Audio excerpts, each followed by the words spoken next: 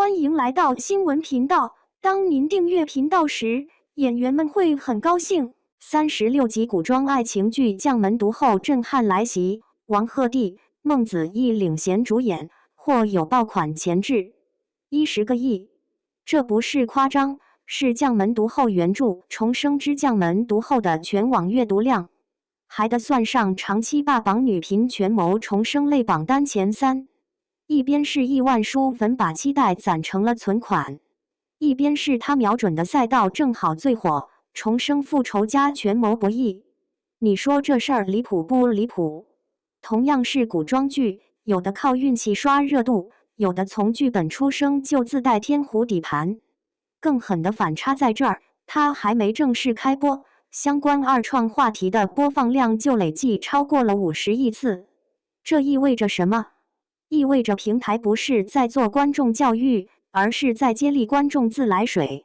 你想象一下，等你进电影院之前，隔壁观众已经在外面把剧情台词吼过3轮了，你还能不紧张吗？所以问题来了，这剧到底凭什么这么敢压？压的是钱，压的是人气，压的还是你我这种爱看翻盘、爱看复仇，也怕被骗剧情的心态。这部《将门毒后》改编自千山查克的小说《重生之将门毒后》。小说有多硬？从数据上就能看出来，全网阅读量超过10个亿，长期霸占女频权谋重生类榜单前3。换句话说，它不是有人看，是看的人一直在，不是昙花一现，是流水线式的持续热度。还有更扎心的细节。广播剧播放量早早破亿，短视频平台上相关二创话题累计播放量超过50亿次，这就像一场早就开跑的马拉松。剧组才刚上道，你发现前面已经有人把奖牌擦得锃亮了。最关键的是他想走的路不直爽，不少重生复仇类题材，观众想看的只是打脸、翻案、搞权斗。但将门毒后，在你以为他要走老套路的时候，抛出一些更刺人的问法：记忆会不会骗人？改写命运要付出什么代价？这类东西最容易让观众上头，因为它不是只给刀，还让你思考刀是怎么落下的。你要是只想看爽，那他得先把你骗进情绪里；你要是想看爽背后的代价，那他又刚好对胃口。但光有故事还不够，市场上最不缺爽文底子，缺的是把底子做成菜的手艺人。导演这块，他请的是尹涛。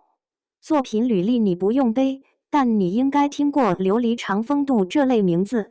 他们在情感推进和权谋节奏上都挺能打，常常把男女情感跟朝堂博弈拧成同一股绳。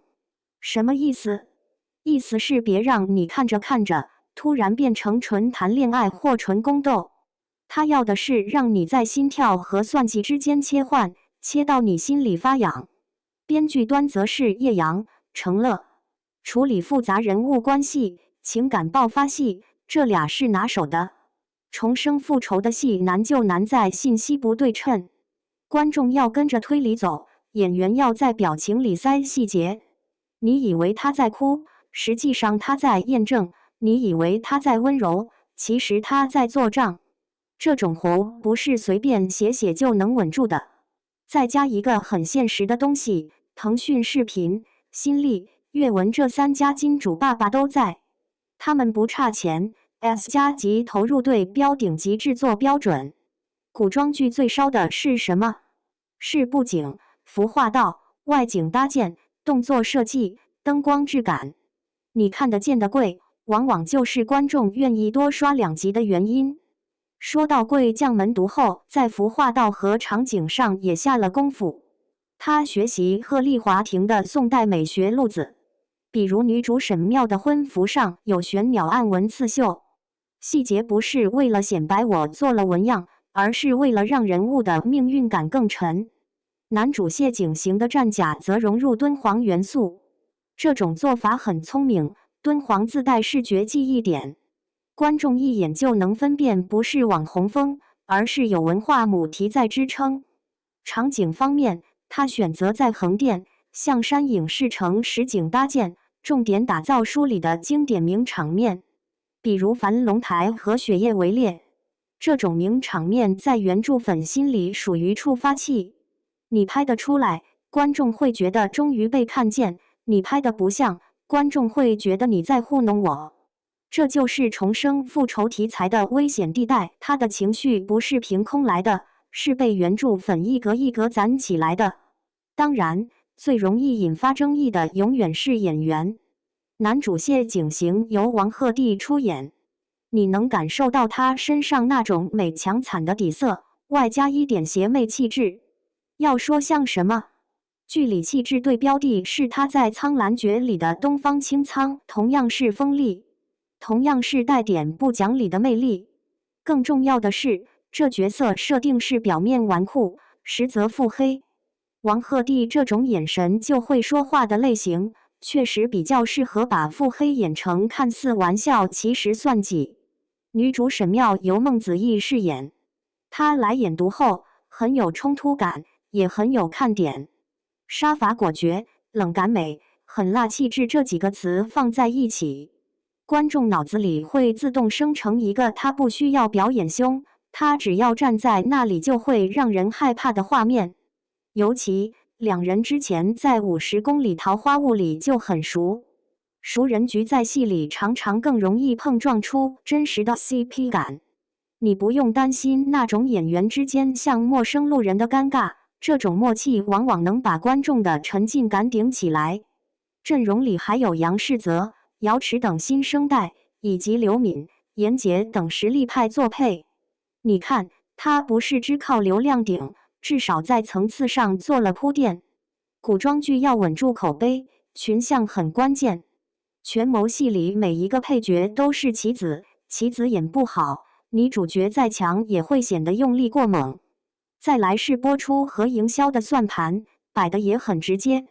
剧集预计在2026年暑期档上线，时间选得巧妙，避开庆余年2等超级大作的正面交锋，精准收割放假在家的年轻女性观众。你可以不喜欢这种算计，但你不得不承认平台做排期就是在抢注意力。暑期档对古装尤其友好，因为它的观众更愿意连续刷，愿意为了追剧情熬时间。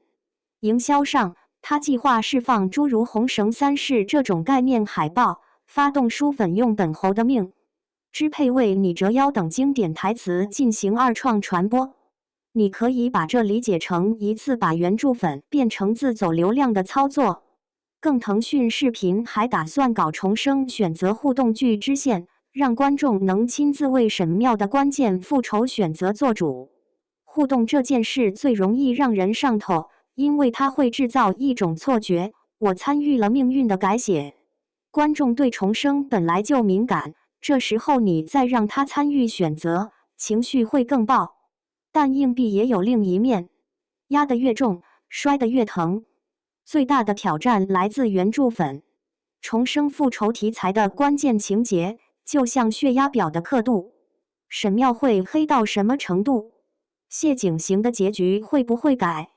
这些都是雷点。改编不是不行，但问题在于观众敏感度极高。原著粉一旦觉得你把我喜欢的那种狠改软了，或者你把我想要的那种算计改浅了，就会立刻翻脸。不是口碑差那种翻脸，是情绪直接反噬的翻脸。对演员来说也是双重压力。孟子义要用演技把过去一些综艺中留下的印象挪位置，王鹤棣也得突破古偶专业户的标签，让观众相信他能演出更复杂、更冷、更锋利的权谋型角色。你看，这剧不是单纯的拍一本书，它在同时满足两批人，书粉要原汁原味，路人要看得顺畅，还得在暑期档这种注意力战场里站稳脚跟。难度像夹在两道墙中间走钢丝稍微偏一点，你就会听见两边都在骂。然而反过来看，他又确实很能打，海量 IP 打底，王牌团队运作，顶流主演撑场，巨额投入做质感。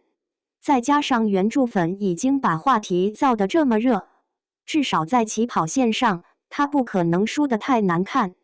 所以真正的悬念只有一个，他最后能不能把重生复仇的记忆感和权谋博弈的紧迫感拍出来，让观众在每一次反转里都觉得这不是剧本安排的爽，是命运真的付出了代价。你觉得将门毒后最后赢的是口碑，还是赢的是热度？